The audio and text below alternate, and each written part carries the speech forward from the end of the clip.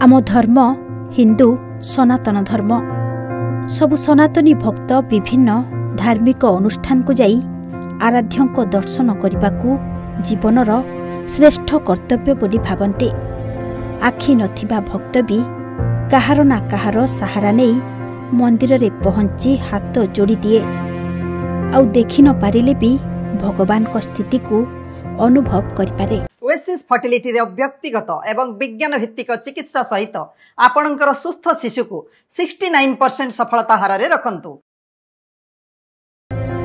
हेले जहार पाद नाही तांको कथा केही भाबिछंती कि ठीक सेही परी सुदूर जाजपुर जिल्लारू जने दिव्यांग महिला एक व्हील चेयर रे मां मंगलांको दर्शन पाई आसीथिले, किंतु आम धार्मिक परंपरा अनुसार कौनसी बाहर चक लगा गाड़ी देव मंदिर भितरे प्रवेश करि परिबनी। तेबे एठी प्रश्न उठुछि जे जदि प्रशासन चाहिबो ताहेले एही भली दिव्यांग मानंक पई एक पारंपरिक विकल्प प्रक्रिया व्यवस्था करि परिबो, जहा द्वारा एक पवित्र जानरे जने दिव्यांग अर्गली पर्यंत जाई तांको आराध्यंक दर्शन करि परिबे।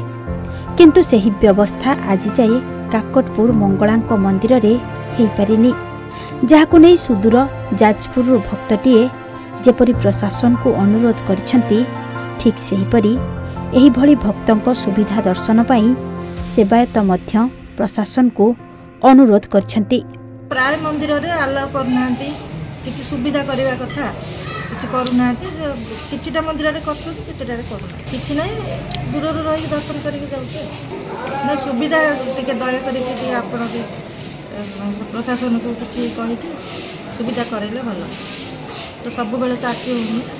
अनुरोध सेवायत हेई बाहर जो भक्त मान आसुछंती जहाँकर हाथ गोड़ विभिन्न प्रकार खराब होती मैंने हांडिक्याप्ट आम कहूँ मंदिर प्रशासन तरफ किसी व्यवस्था करा जाऊ कि से मातृभक्त मैंने माँ को जाकि से मंदिर भीतर न हो पछे बाहर भी दर्शन कर माँ को कृपा भिक्षा कर यह मंदिर प्रशासन को मोर अनुरोध व्यक्तिगत अनुरोध मंदिर सेवायत हिसाब से।